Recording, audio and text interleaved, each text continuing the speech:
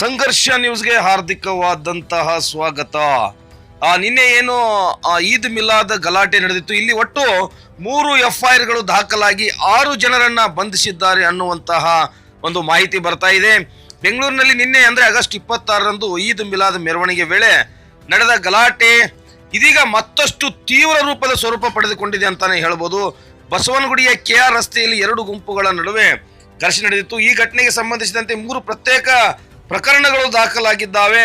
ಹಲವು ಜನರನ್ನ ಪೊಲೀಸರು ವಶಕ್ಕೆ ಪಡೆದುಕೊಂಡಿದ್ದಾರೆ ಅನ್ನುವಂತಹ ಮಾಹಿತಿ ಬರ್ತಾ ಇದೆ. ಪೊಲೀಸ್ ಮಾಹಿತಿಯ ಪ್ರಕಾರ ಈದ್ ಮಿಲಾದ್ ಹಿನ್ನೆಲೆಯಲ್ಲಿ ಬೆಂಗಳೂರಿನ ಜಯನಗರ ಸಬ್ ಡಿವಿಷನ್ ವ್ಯಾಪ್ತಿಯಲ್ಲಿ 2 ಮೆರವಣಿಗೆಗಳು ನಡೆದಿದ್ದವು. ಒಂದು ಮೆರವಣಿಗೆ ತಿಲಕ್ ನಗರದಿಂದ ಆರಂಭವಾಗಿ ಸಿದ್ದಾಪುರ, ಲಾಲ್ಬಾಗ, JC ರಸ್ತೆ ಮೂಲಕ YMCA ಮೈದಾನದ ಕಡೆಗೆ ಸಾಗಿತ್ತು. ಮತ್ತೊಂದು ಮೆರವಣಿಗೆ ಕುಮಾರಸ್ವಾಮಿ ಲೇಔಟ್ನಿಂದ ಆರಂಭವಾಗಿ ಬನಶಂಕರಿ ಮತ್ತು ಬಸವನಗುಡಿ ಪೊಲೀಸ್ ಠಾಣೆ ವ್ಯಾಪ್ತಿಯ ಮೂಲಕ ಸಾಗುತ್ತಿತ್ತು. ಈ ಎರಡನೆಯ ಮೆರವಣಿಗೆ ಸುಮಾರು ಮಧ್ಯಾಹ್ನ 3:15ರ ಸುಮಾರಿಗೆ ಬನಶಂಕರಿ ಪ್ರದೇಶಕ್ಕೆ ಬಂದಿತ್ತು ಎಂದು ಪೊಲೀಸರು ತಿಳಿಸಿದ್ದಾರೆ. ಮೆರವಣಿಗೆ KR ರಸ್ತೆಯ ಗರಡಿ ಅಪಾರ್ಟ್ಮೆಂಟ್ ಸಮೀಪ ಬನಶಂಕರಿ ಮತ್ತು ಬಸವನಗುಡಿ ಪೊಲೀಸ್ ಠಾಣೆ ಗಡಿಯ ಬಳಿ ಬಂದಾಗ ಪರಿಸ್ಥಿತಿ ಬಿಗಡಾಯಿಸಿತು ಎಂದು ಪೊಲೀಸ್ ಮಾಹಿತಿ ಹೇಳುತ್ತದೆ.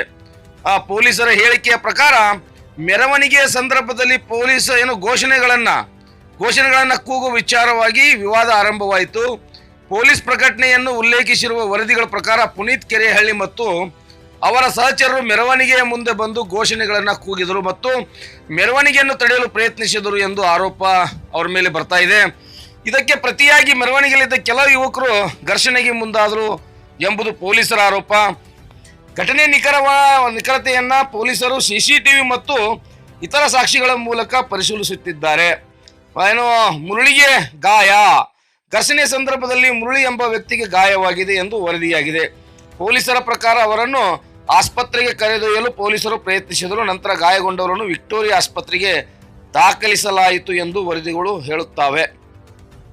ಇದಾದ ನಂತರ ಪುನೀತ್ ಕೆರೆಹಳ್ಳಿ ಮತ್ತು ಅವರ ಸಹಚರರು ರಸ್ತೆಗಿಳಿದು ಪ್ರತಿಭಟನೆ ನಡೆಸಿ ಆರೋಪಿಗಳ ವಿರುದ್ಧ ಕ್ರಮಕ್ಕೆ ಒತ್ತಾಯಿಸಿದರು ಎಂಬ ವರದಿಯೂ ಇದೆ. ಈ ಪ್ರತಿಭಟನೆಯಿಂದ KR ರಸ್ತೆಯಲ್ಲಿ ಸಂಚಾರಕ್ಕೂ ಅಡ್ಡಿಯಾಯಿತು ಎನ್ನುವಂತಹ ಒಂದು ಮಾಹಿತಿ ಕೂಡ ಬರ್ತಾ ಇದೆ. ಒಟ್ಟು 3 ಪ್ರಕರಣಗಳು ದಾಖಲು. ಈ ಘಟನೆಗೆ ಸಂಬಂಧಿಸಿದಂತೆ ಬಸವನಗುಡಿ ಪೊಲೀಸ್ ಠಾಣೆಯಲ್ಲಿ 3 ಪ್ರಕರಣಗಳು ದಾಖಲಾಗಿವೆ ಎಂದು ಪೊಲೀಸರು ತಿಳಿಸಿದ್ದಾರೆ. ಮೊದಲ ಪ್ರಕರಣವು ಅಬ್ದುಲ್ ರಜಾಕ್ ಖಾನ್ ನೀಡಿದ ದೂರಿನ ಆಧಾರದ ಮೇಲೆ ದಾಖಲಾಗಿದೆ ಎಂದು ವರದಿಯಾಗಿದೆ. ಈ ಪ್ರಕರಣದಲ್ಲಿ ಪುನೀತ್ ಕೆರೆಹಳ್ಳಿ, ಗೋಪಿಗೌಡ ಮತ್ತು ವಿನೋದ್ ನಾಯಕ್ ಸೇರಿದಂತೆ ಕೆಲವರ ಹೆಸರುಗಳು ಆರೋಪಿಗಳಾಗಿ ಉಲ್ಲೇಖಿತವಾಗಿವೆ. ಎರಡನೇ ಪ್ರಕರಣ ಪ್ರತಿದೂರು.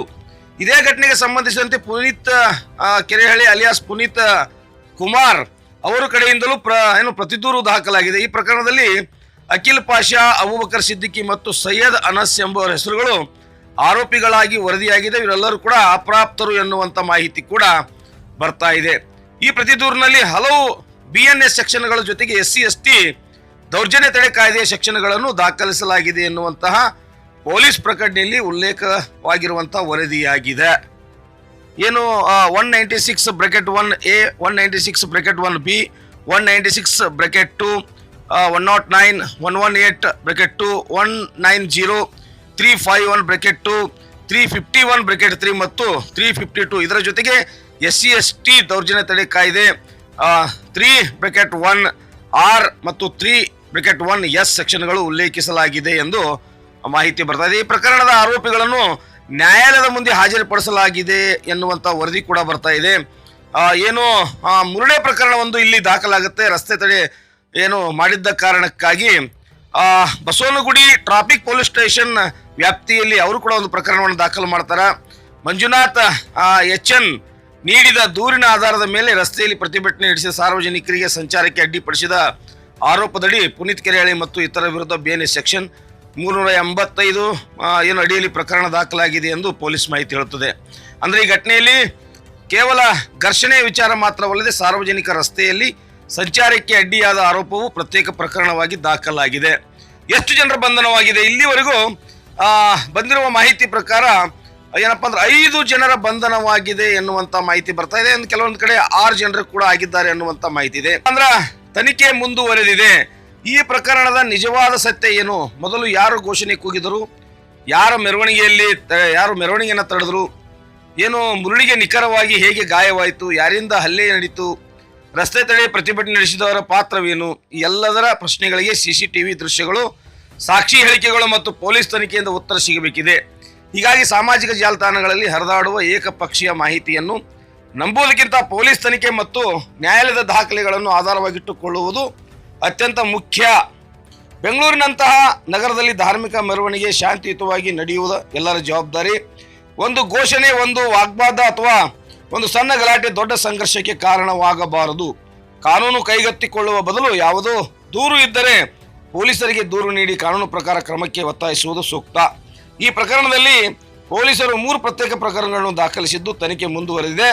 ತನಿಖೆ ಪೂರ್ಣಗೊಂಡ ನಂತರ ಸತ್ಯಾಸತ್ಯತೆ ಹೊರಬರುವುದು ಎಲ್ಲರಿಗೂ ಕೂಡ ಗೊತ್ತಾಗಿದೆ. ಒಟ್ಟಾರೆಯಾಗಿ ನಿನ್ನೆ ನಡೆದಿರತಕ್ಕಂಥ ಗಲಾಟೆಯಲ್ಲಿ ಪುನೀತ್ ಕೆರೆಹಳ್ಳಿ ಸೇರಿದಂತೆ ಒಟ್ಟು 6 ಜನರ ಬಂಧನವಾಗಿದೆ.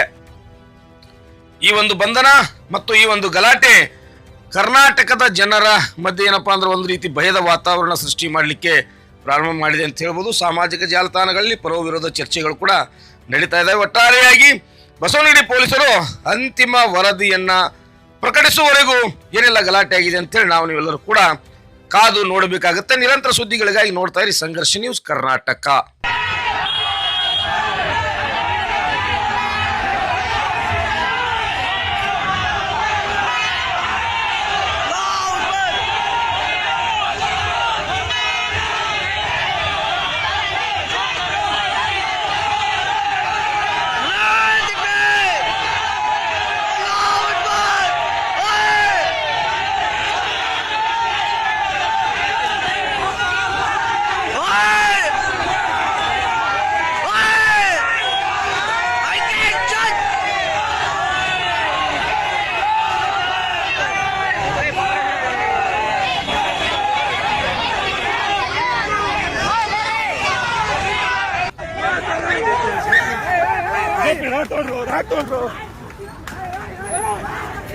ಗೋಪಿ ಗಾಡಿ ಕೊಡ್ರಿ ಸುಳೆ ಮಕ್ಕಳು.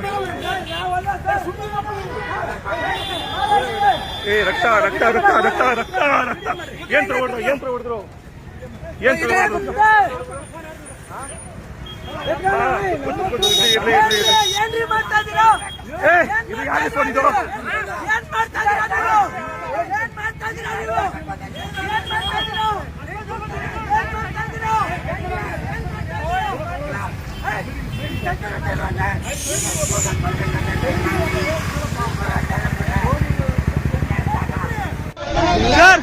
ಅರೆಸ್ಟ್ ಮಾಡ್ರಿ, ಇಬ್ಬರು ಅರೆಸ್ಟ್ ಮಾಡ್ರಿ.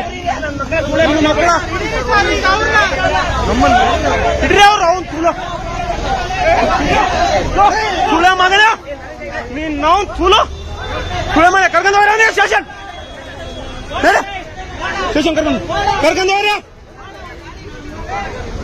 ನಾನು ಮಕ್ಕಳ ಹಿಂದೂಗಳ ಮೇಲೆ ಅದು ಮಾಡ್ತಾರಲ್ಲ ದಬ್ಬಳಿಗೆ ಮೌನ್ ಸರ್ ಅರೆಸ್ಟ್ ಮಾಡ್ರಿ ಅವ್ನ ಅಷ್ಟೇ. ಗಲಾಟೆಲ್ಲ ಸುಳ ಮಕ್ಕಳು ಕೊಲೆ ಮಾಡಿದ್ರೆ ಅವು ಮತ್ತೆ ನಮ್ಮ ಆಫೀಸ್ ಮುಂದೆ ಬರ್ತಾನೆ ಅವ್ರು. ಅವನು